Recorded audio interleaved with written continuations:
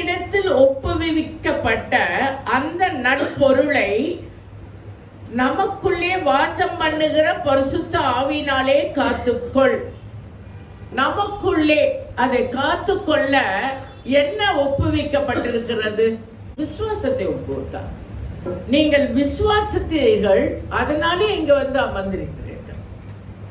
விசுவாசம் இல்லைன்னா நீங்க ஆண்டவர் வந்து இது அவருடைய ஒவ்வொரு வசனத்தையும் நீங்கள் ஆண்டு கொள்ள மாட்டீர்கள். புரியுதுங்களா? இன்னைக்கு ஆண்டு கொள்ளாததுனாலே அது விசுவாசம் என்று அறியாதல் இருக்கிறோம். Do you claim, do we, let us say this way, do we claim the word of God? நாம் கர்த்தருடைய வார்த்தை கொண்டுதான் எல்லாவற்றையும் செய்கிறோமா?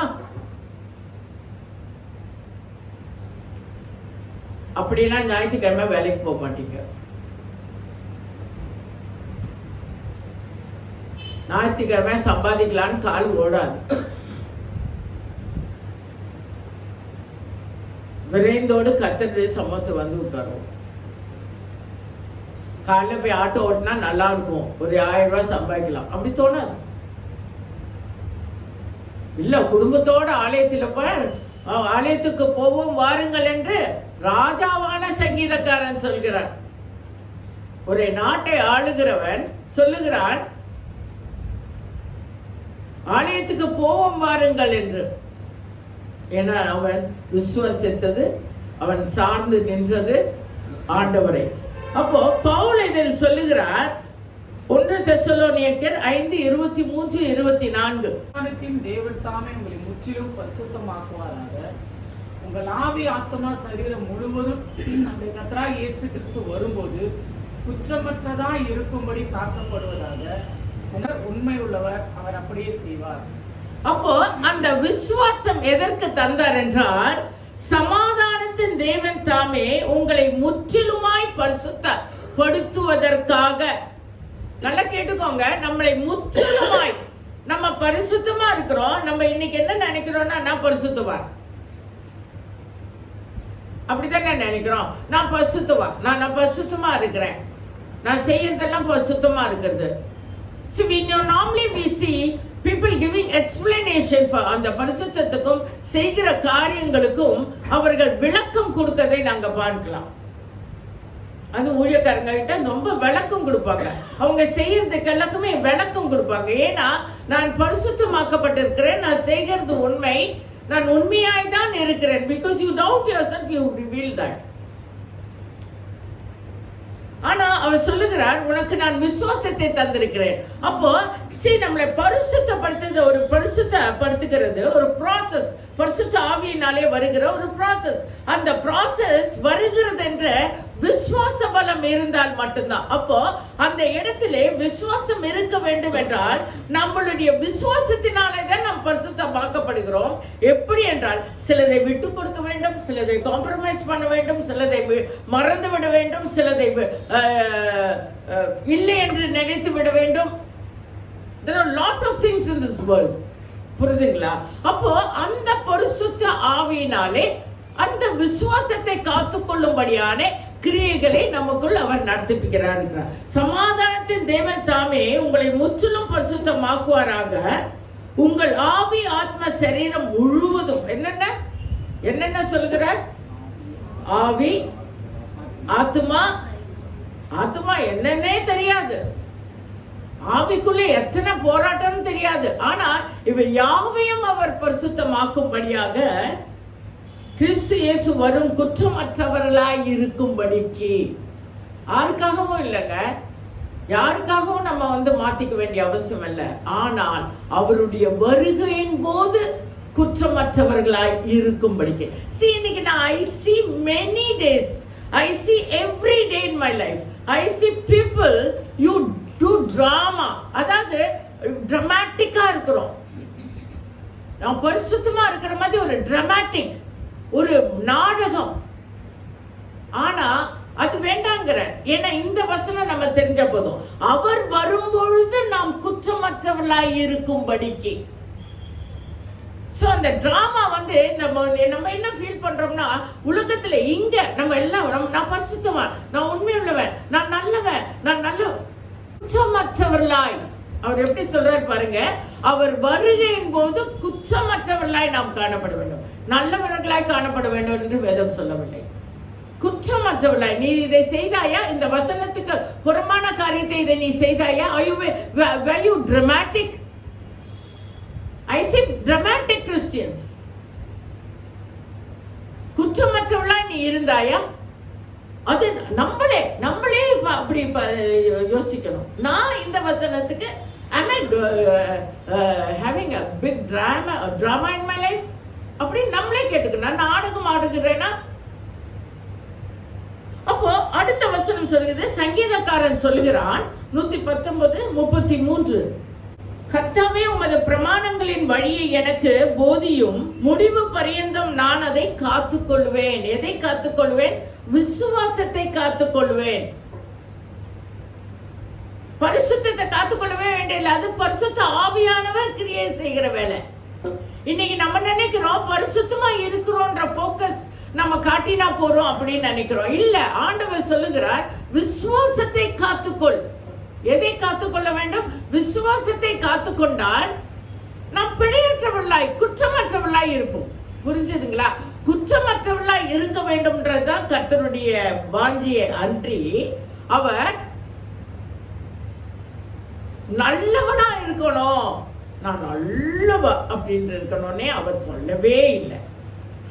வசனத்துக்கு மீறுதல், விசுவாசம் அற்ற காரியங்களை செய்கிறது. அவர் ரோமர்ல ஒரு வசனம், கடைசி அதிகாரம் கடைசி வசனம் சொல்கிறது, விசுவாசம் இல்ல செய்கிற யாவுமே பாவமே, வராத யாவுமே பாவமே.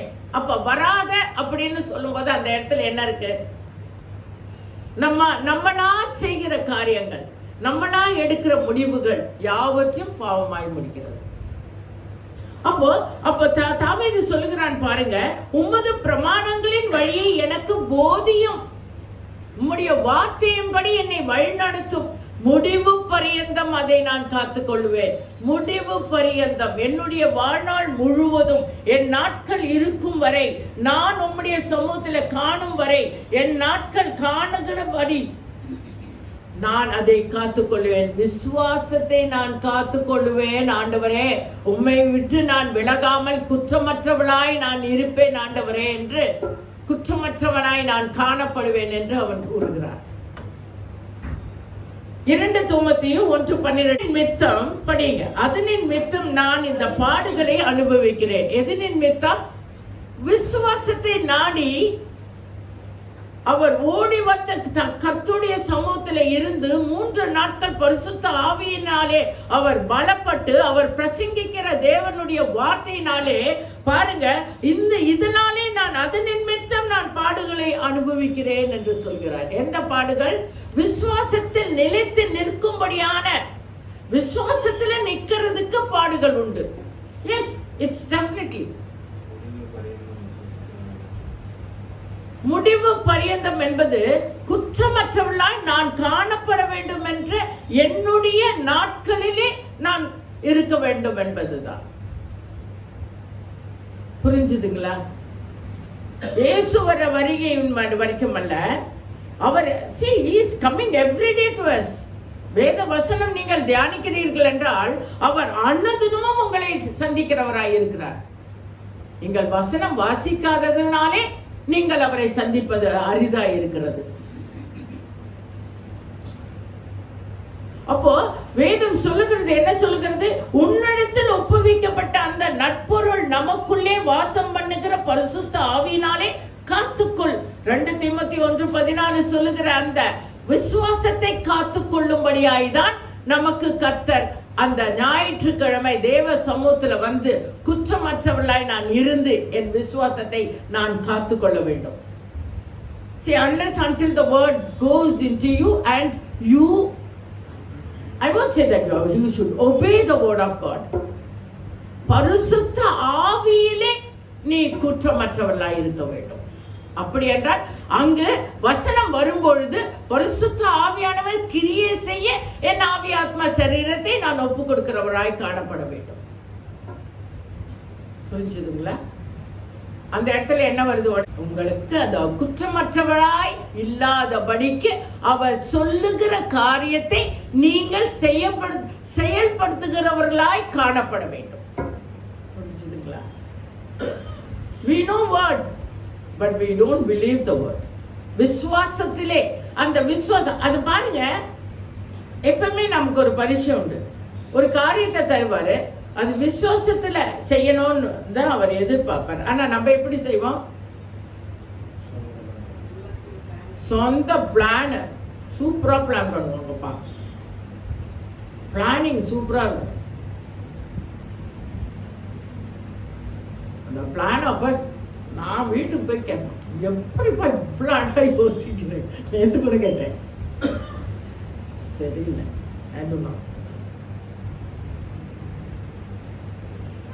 முதல்லயே யோசிச்சிருது. இதுக்கு இந்த பதில், இதுக்கு இந்த பதில், இது இப்படி கேள்வி கேட்டா இப்படி பதில், இப்படி கேள்வி கேட்டா இந்த பதில், இந்த இப்படி சொல்லணும், இது இப்படி சொல்லுவாங்க. அது எப்படி அவ்வளவு சிந்திக்க முடியுது? இப்படிதான் கேட்பாங்க, இந்த பதில் சொல்லணும், அப்படிதான் நினைப்பாங்க, அப்படி ஒரு பதில் சொல்லணும். எப்படி அது சிந்திக்க முடியுது? தெரியலமா. அப்போ அந்த குற்றம் அற்றவர்களாய் நாம் காணப்படும் என்று எதுக்கு அவர் சொல்கிறார்னா, விசுவாசத்திலே நீ குற்றமற்றவர்களாய் காணும்படிக்கு அவர் பரிசுத்த ஆவியிலே போய் சொல்லுகிறார். பாருங்க, என் ஆவி ஆத்ம சரீரத்தை என்ன பண்ணுகிறார்? காத்து கொள்ளும்படியாய் அவர் என்னை வழிநடத்துகிறார். இன்னொரு வசனம் இருக்கு, அவர் பேணி காத்து கொள்ளும்படியாய், அப்படித்தானே? பேணி காத்து கொள்ளும்படியாய்.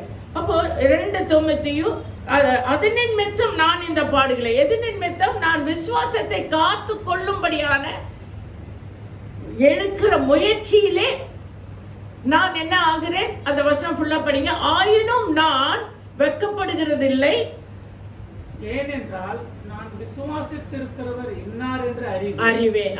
Give hand. See, நான் என் விசுவாசம் நான் யார் மேல் வைத்திருக்கிறேன்? கிறிஸ்து இயேசு எனக்காய் உயிர்த்தெழுந்து எனக்காய் ரத்தம் சிந்தின, என் பாடுகளுக்காய் பாடுபட்ட, நான் ஏழையா இருக்கிறேன், நான் ஐஸ்வர்யனா ஆகும்படிக்கு தன்னை ஒப்பு கொடுத்த அந்த இயேசு கிறிஸ்துவை, அவருடைய ரத்தத்தை விசுவாசிக்கும்படி, அந்த உயிர்த்தெழுதினாலே நான் பெற்றுக்கொண்ட அந்த ரட்சிப்பை விசுவாசிக்கும்படியாய் நான் ரட்சிக்கப்பட்டேன் என்று சொல்லுகிறது. என் வாழ்விலே எல்லா சூழ்நிலையிலும் நான் ரட்சிக்கப்பட்டேன், ரட்சிக்கப்படுவேன், இனியும் ரட்சிப்புக்குள்ளே கடந்து போவேன். புரியுதுங்களா? நேற்றும் இன்றும் என்றும் மாறாதவர். அப்போ நான் வெட்கப்படுவதில்லை, ஏனென்றால் நான் விசுவாசத்துக்கு நான் விசுவாசித்திருக்கிறவர் இன்னார் என்று நான் அறிவேன். நான் அறிவேன், நான் வெட்கப்படுகிறதில்லை, ஏனென்றால் நான் விசுவாசித்திருக்கிறவர் இன்னார் என்று அறிவேன். நான் அவரிடத்தில் ஒப்பு கொடுத்ததை அவர் அந்நாள் வரைக்கும் காத்துக்கொள்ள வல்லவராய் இருக்கிறார் என்று நிச்சயித்தும் இருக்கிறேன். ஹalleluya. Give hand, give hand. Pavul எப்படி சொல்றார் பாருங்க. அவர் 2 he has got 2 scholarship. அவர் நிறைய படித்தவர். அவருடைய ஹிஸ்டரி பாத்தீங்கன்னா அவர் ரொம்ப பணக்காரர், பெரிய ஷிப் ஓனருடைய பையன். ஆனால் அப்படி இருக்கிறவங்க எதையுமே விசுவாசிக்க வேண்டாம், ஆட்டோமேட்டிக்கா வண்டி ஓடும், அப்படிதானே? வாங்கி ஓடிக்கிட்டே இருக்கும். ஆனால் அவர் சொல்லுகிறார் பாருங்க, நான் விசுவாசிக்கிறவர் இன்னார் என்று நான் அறிவேன். அவர் அவனிடத்தில் ஒப்பு கொடுத்ததை அவர் அந்த காத்து கொள்ள வல்லவராய் இருக்கிறார் என்று நான் நிச்சயித்து இருக்கிறேன். என்னுடைய ஆவி ஆத்மா சரீரத்தை அவர் காத்து கொள்வார் என்ற விசுவாசம் எனக்கு இருக்கிறது. அப்படின்னா என் ஆவி, என் ஆத்மா, என் சரீரம் என்பது சொல்லும் போது என் வாழ்வாதாரம், என் உற்றார் உறவினர், எனக்கு நடக்கிற காரியங்கள், என்னை கையின் பிரயாசங்கள், என் போக்கிலும் வருத்தும் காக்கிறவர், எனக்கு நான் பணம் சேர்க்க வேண்டும், நான் பணம் சேர்ப்பார், எனக்கு எல்லாவற்றையும் தருகிற தேவன் எல்லாவற்றிலும் முழுமையா இருப்பார். அப்படியேங்க அப்படி ஒரு சோகமா ஒரு அந்த வலி விலகி போகிற ஒரு கிரியைகளை நான் காண்கிறேன். அப்போஸ்தலர் 27வது அதிகாரமும் 28வது அதிகாரம் வாசித்தீங்கன்னா நிறைய காரியங்கள் நீங்க பார்க்கலாம். பவுல் அவரை 27வது அதிகாரத்துல பவுலை ஒரு தண்டனைக்காக ரோமபுரி ஊருக்காக கடந்து போகும்படியா ஒரு பெரிய முதல்ல அவர் ஒரு கப்பல்ல போறார். அந்த கப்பல்ல போகும் பொழுது அங்கே அவருக்கு விரோதமா என்ன என்பதுன்னா ஒரு பெரிய காற்று வருகிறது. 27:13 நினைக்கிறேன்.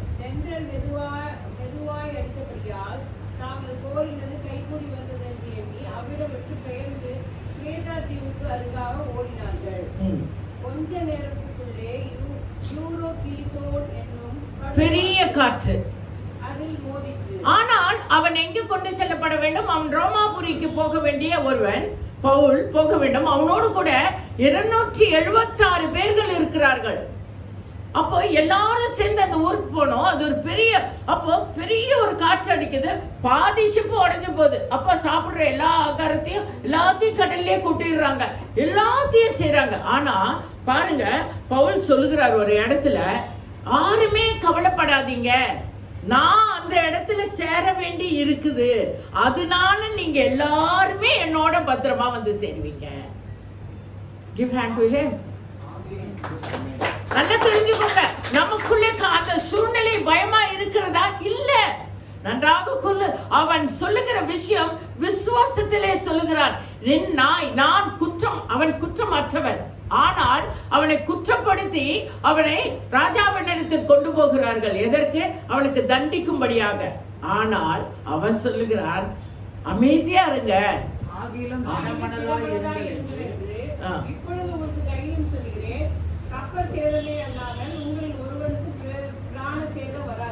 பிராண சேதம் அப்படின்னா செத்து போக மாட்டீங்க, உயிர் சேதம். புரியுதுங்களா? ஏனென்றால் என்னை ஆட்கொண்டவரும் நான் சேவிக்கிறவருமான தேவனுடைய தூதனானவன் இந்த ராத்திரியிலே என்னிடத்தில் பவுலே பயப்படாதே, முன்பாக நிற்க வேண்டும். இதோ உன்னுடனே கூட யாத்திரை பண்ணுகிற யாவரையும் தேவன் உனக்கு தயவு பண்ணினார் என்றான். அதே போல திரும்பியும் 28வது அதிகாரத்திலே அவன் அந்த இடத்துல ஒரு ஐலண்ட் இடத்துல இறங்கும் பொழுது அந்த தீவுல எல்லாரும் அவனை பார்த்து முதல்ல என்ன பண்றாங்க, ஐயோ இவன் தெய்வம்ன்றாங்க. அதுக்கப்புறம் என்ன சொல்றான், ஐயோ இவன் கெட்டவன் சொல்றான். அப்போ ஒரு பாம்பு அவனை கடிக்குது. கடிச்சோடனே என்ன ஆச்சு? முடிஞ்சது இவன் கதை, அவ்வளவுதான், இவன் எல்லாம் அவுட்டுன்னாங்க. ஆனா அந்த விஷப்பூச்சி அவன் உதறி போட்டுட்டு அந்த இடத்துல அவன் உயிர் பெற்ற போது அவன் கடவுள் ஆயிட்டான். அவனை கடவுளா பார்க்கிறாங்க. பட் இது எல்லாமே ஆண்டவர் எதற்கு செய்கிறார் என்றால், அவன் குற்றம் அற்றவன் என்று காண்பிக்கும்படியாய் அவன் விசுவாசிக்கிற காரியங்கள் அந்த இடத்துல நிறைவேறும்படியான கிரியைகளிலே கர்த்தர் நடத்திக்கிறார். என் தேவ ஜனமே நல்லா தெரிஞ்சுக்கோங்க, நாம் கர்த்தரிடத்தில் விசுவாசித்து வந்த இந்த நாட்களிலே நமக்கு விரோதமான எந்த காரியங்கள் வந்திருந்தாலும், எந்த காரியங்கள் நம் வாழ்க்கையில நேரிட்டாலும் ஒன்றை விசுவாசியுங்கள், என்னை அழைத்தவர் உண்மையுள்ளவர், அவருடைய நோக்கம் என்மேல் நிறைவேறும், அவருடைய சித்தம் என்மேல் நிறைவேறும், என் அழைப்பின்படி அவர் என்னை கொண்டு செல்வார். You handle it. புரிஞ்சுங்களா? There are lot of struggles. நம் விசுவாசத்தை குன்றி போடும்படியான அல்லது விசுவாசம் அற்று போகும்படியான சூழ்நிலை உருவாகும். ஆனால் ஆண்டவர் சொல்கிறார், அவனை காக்கும்படி. பாருங்க, அங்க ஒரு தூதரை அனுப்புகிறார், ஏஞ்சல். அங்க இடத்துல அந்த தூதர் என்ன சொல்லுகிறார்? என்னை ஆட்கொண்டவரும் நான் சேவிக்கிறமான. அது ரொம்ப ரகசியம், நல்லா கேட்டுக்கோங்க. நான் சேவிக்கிற, I believe him, I trust him, and so I obey him. சும்மா சாதாரண வார்த்தையை எடுத்துக்காதீங்க. சேவிக்கிற என்று சொல்லும் பொழுது நான் அவரை விசுவாசிக்கிறேன், அவர் சொல்லுகிற காரியத்தை நான் கீழ்ப்படுகிறேன்.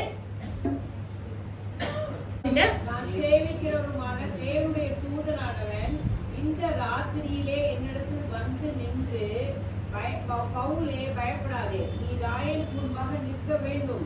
இதோ உன்னுடனே கூட யாத்திரை பண்ணுகிற யாவரையும் தேவன் உனக்கு தயவு பண்ணினார் என்றார்.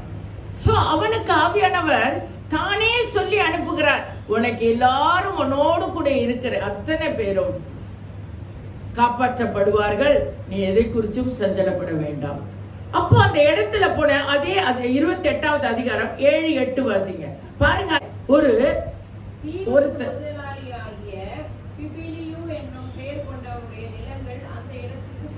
பிப்லியு என்ற நிலங்கள் அந்த இடத்துக்கு சமீபமாய் இருந்தது. அவன் எங்களை ஏற்றுக்கொண்டு 3 நாள் பட்சமா விசாரித்தான்.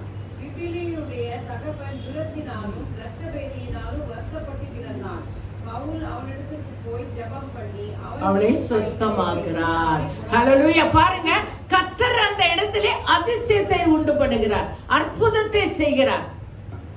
பவுலை காப்பாற்றும்படி, பவுலோடு கூட இருக்கிற ஜனங்களை காப்பாற்றும்படி அங்கே ஒரு அதிசயத்தையும் அற்புதத்தையும் நிகழச் செய்கிறார். ஹல்லேலூயா. என் தேவ ஜனமே, நன்றாக புரிந்து கொள்ளுங்கள். நீங்கள் கர்த்தரை விசுவாசிக்கும் பொழுது ஒடுக்கப்பட்டிருக்கிறீர்களா, அல்லது எனக்கு இது தேவை என்று ஒடுங்கி இருக்கிறீர்களா, அல்லது பயந்து இருக்கிறீர்களா, இந்த பயம் கொண்டு வாழுகிற அந்த சூழ்நிலையிலே அவர் அற்புதத்தையும் அதிசயத்தையும் உங்களுக்கு செய்து அவர் அநேகர் காணும்படிக்கு. பாருங்க, அங்கே பிப்லியின் தகப்பன் வியாதிப்பட்டிருக்கிற அவனை பவுல் சுஸ்தமாக்கும்படி அங்கே கிரியை செய்கிறார். ஆனா அவன் எப்படி போறாங்க? கைதியா தான் அவன் இருக்கான். கைதி தானே அவன், அந்த ஷிப்ல அவன் கைதியா இருக்கிறான். அவன் போயிட்டு ஒரு அதிசயம் செய்ய முடியுமா? எப்படி பார்ப்பாங்க எல்லாரும் அவனை? அவன் கைதி, அவன் தப்பு பண்ணியிருக்கான். அவன் இப்படி பண்ண முடியும்? அவன்கிட்ட ஜெபம் பண்ணலாமா? ஜெபம் பண்ணக்கூடாதா? ஐயோ, இவன் கெட்டவனாச்சு, இல்லைன்னா கைது பண்ணியிருப்பாங்களா? இப்படிலாம் தானே இங்க பேசியிருப்பாங்க சராசரி மனுஷன். ஆனா அவன் அற்புதம் செய்யும்படிக்கு கர்த்தர் அவனோடு கூட இருந்து நிகழ்ச்சியை செய்கிறார். அப்போ அதன் பிறகு அவர் என்ன செய்கிறார்? 3 மாதங்கள் கழிந்து அவர் ரோமாபுரிக்கு வரும்படிக்கு. படிங்க அடுத்த வசனத்தை. 3 மாதம் சென்ற பின்பு அந்த தீவிலே மழைக்காலத்துக்கு தங்கியிருந்த மிதுனம் என்னும் அடையாளமுடைய அலெக்சாந்திரியா பட்டணத்து கப்பலிலே நாங்கள் ஏறி புறப்பட்டு சீராகூசா பட்டணத்தை சேர்ந்து அங்கே 3 நாள் தங்கினோம். 28:15. அவ்விடத்தில் உள்ள சகோதரர்கள் நாங்கள் வருகிற செய்தியை கேள்விப்பட்டு சிலர் அபியுபுரம் வரைக்கும், சிலர் 3 சத்திரம் வரைக்கும் எங்களுக்கு எதிர்கொண்டு வந்தார்கள். அவர்களை பவுல் கண்டு தேவனை ஸ்தோத்திரித்து தைரியம் அடைந்தார்.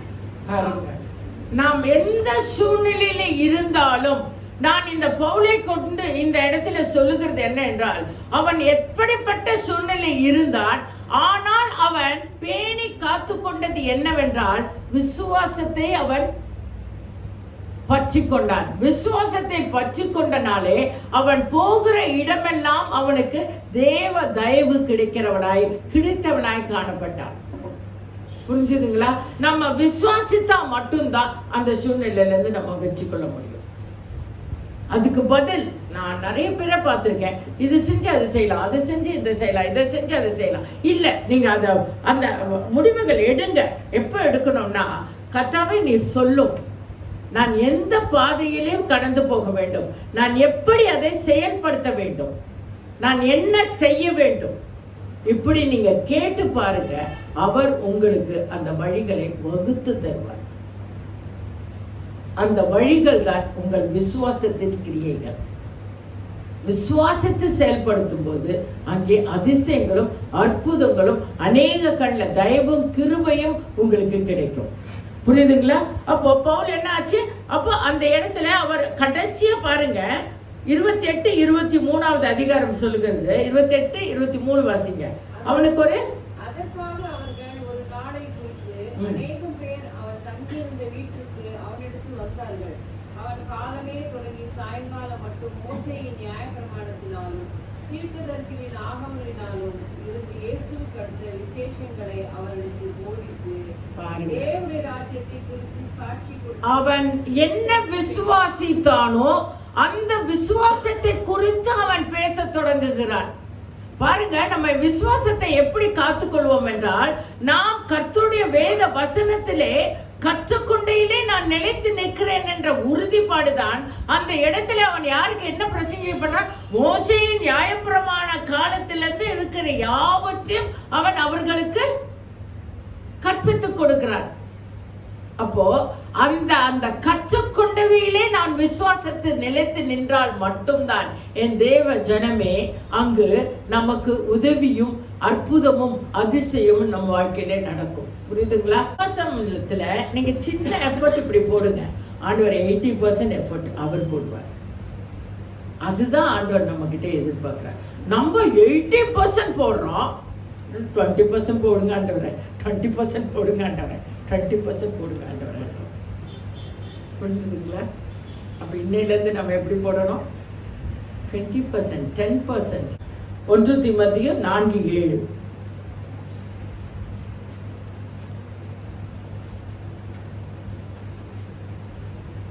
பவுல் சொல்லுகிறார் பாருங்க, அவர் விசுவாசத்துல இருந்து இந்த ஒவ்வொரு காரியத்தையும் அவருக்கு கர்த்தர் அதிசயமும் அற்புதமும் செய்த பொழுது 1 தீமோத்தேயு 4:7 சொல்லுகிறார், நான் நல்ல போராடினேன், ஓட்டத்தை முடித்தேன், விசுவாசத்தை காத்துக்கொண்டேன்.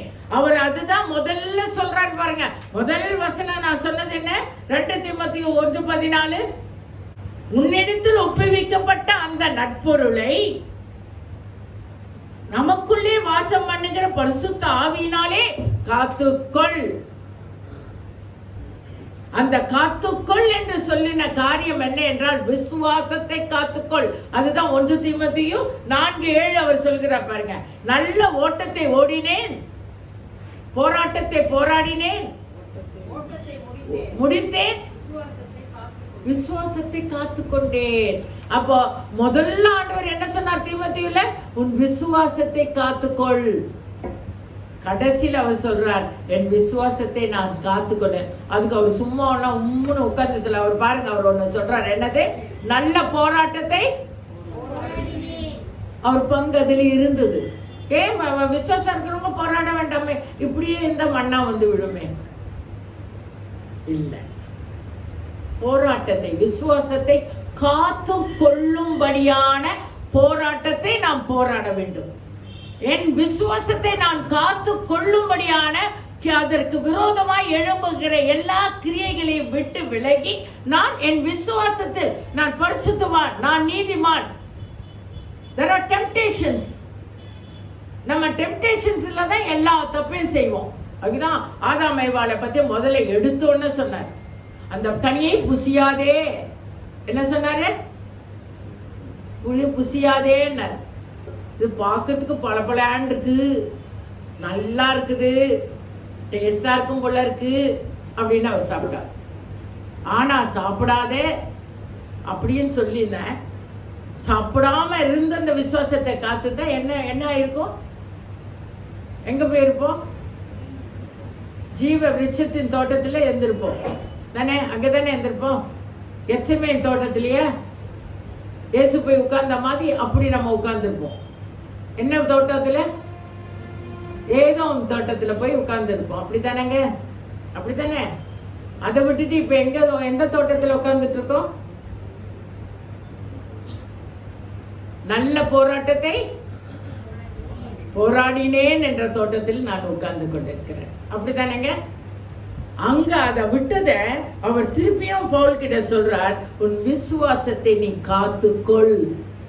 சோ நம்ம விசுவாசத்தை காத்துக்கொள்ள வேண்டும் என்றால் அந்த விசுவாசத்துக்கு போராட வேண்டும். அது நிலைத்து நிற்க கர்த்தருடைய வழிகளை பற்றி கொள்ள வேண்டும். கர்த்தரை விசுவாசித்து அவருடைய பரிசுத்த வழிகளை அவர் என்ன என்று அறிந்து அதன்படி நடக்க வேண்டும். அப்பொழுதுதான் நம் விசுவாசத்தை காத்துக்கொள்ள முடியும். அப்போ அந்த வசனத்தை திருப்பியும் வாசிங்க சாந்தி. 4:7. நல்ல போராட்டத்தை போராடினேன், ஓட்டத்தை முடித்தேன். பாருங்க, ஏன் இந்த அவர் ரெண்டே சொல்லுகிறார். நல்ல போராட்டத்தை போராடினேன், ஓட்டத்தை முடித்தேன். இது ரெண்டும் நான் செய்ய வேண்டும் என்றால் எனக்கு விசுவாசம் என்ற காரியத்தை நான் காத்துக்கொள்ள வேண்டும். ஹல்லேலூயா. இன்னைக்கு நம்ம we go away, அந்த நம்ம பரிசுத்த ஆவியினுடைய செயலுக்குள்ளே காணப்படாத காரியம் என்ன என்றால், நாம் விசுவாசம் அற்றவர்களாய் காணப்படுகிறோம். அதுக்கு இன்னொரு பேர் என்ன சொல்லுவோம்? ரொம்ப ஜாக்கிரதையா இருக்கேன், நான் ஜாக்கிரதையா இருக்கேன், பின்வரும் காலத்துக்காக ஜாக்கிரதையா இருக்கேன் அப்படின்னு நம்ம சொல்லிக்கலாம்.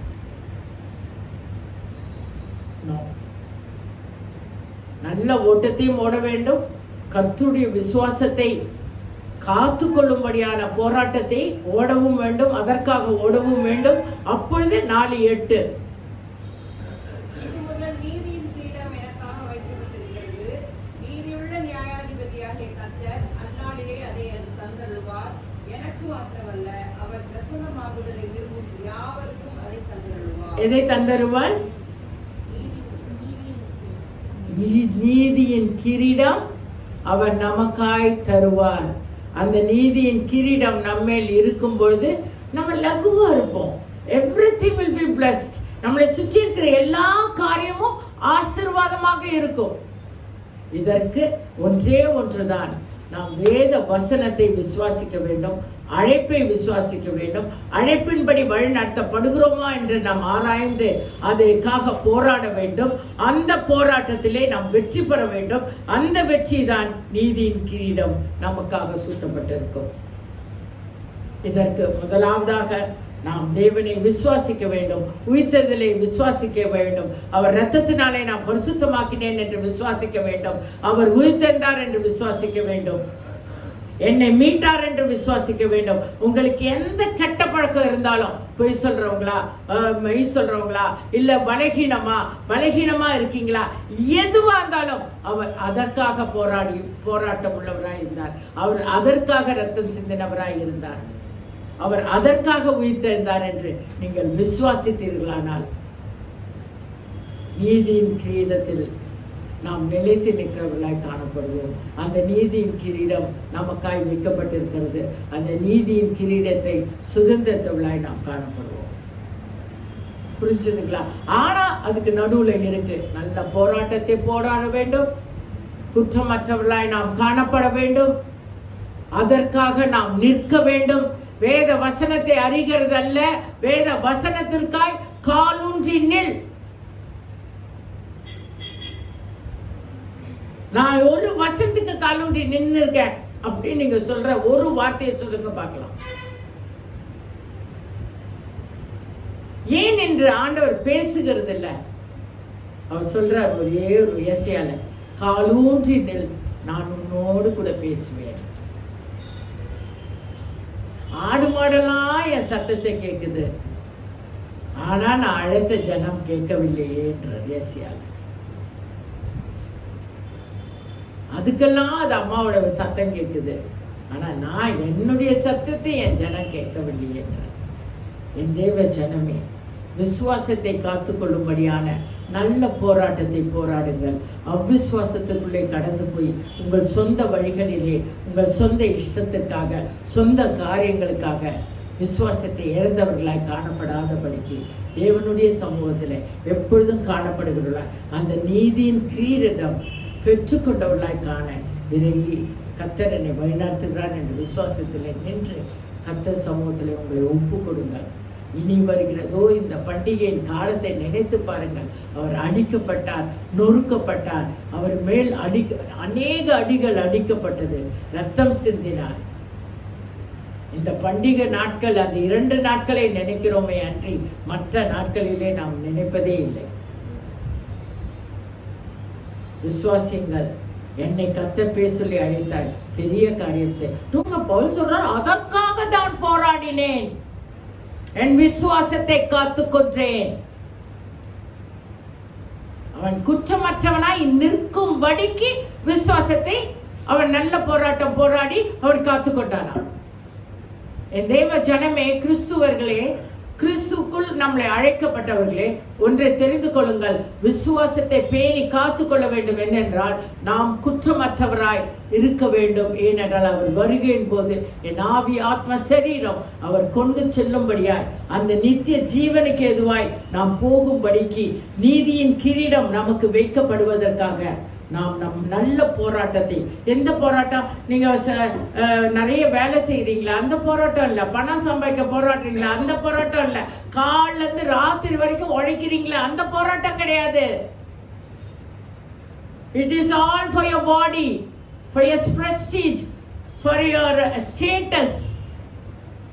நாங்க பணக்காரா இருந்தோம், பணக்காரா இருக்கிறோம், அந்த ஸ்டேட்டஸ் நோ. உலகத்தையே ஆதாயப்படுத்தி கொண்டாலும் ஆத்துமாவை நீ நஷ்டப்படுத்தி கொண்டால் உனக்கு லாபம் என்ன? ஆத்துமாவை காத்துக்கொள். மனைவி பணக்காரியா மகள் பணக்காரியா இருக்க வேண்டும் என்றதல்ல. உண்டு புசித்து திருப்தியா இருந்தேன், ஓடினான் ஓடினான் ஓடினான், நல்ல ஓட்டத்தை ஓடினான் அப்படின்னு சொல்ற மாதிரி இருங்க.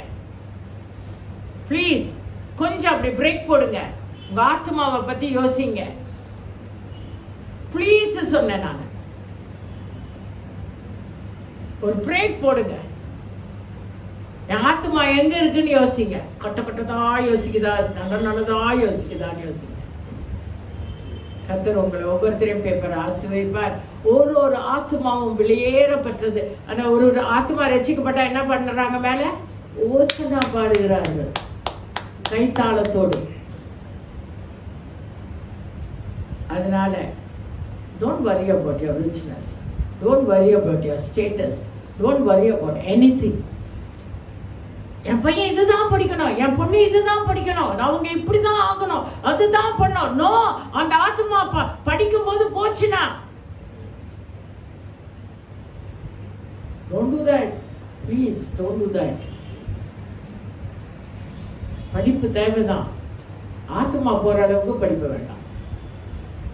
தயவு செஞ்சு நல்ல ஓட்டத்தை, உங்கள் விசுவாசத்தை காத்துக்கொள்ளுமான நல்ல ஓட்டத்தை ஓடுங்கள். உங்கள் ஜீவனுக்காக ஓடி உங்கள் ஜீவனை நஷ்டப்படுத்தாமல் இருங்கள். கர்த்தர் உங்களை பேப்பர ஆசீர்வதிப்பார்.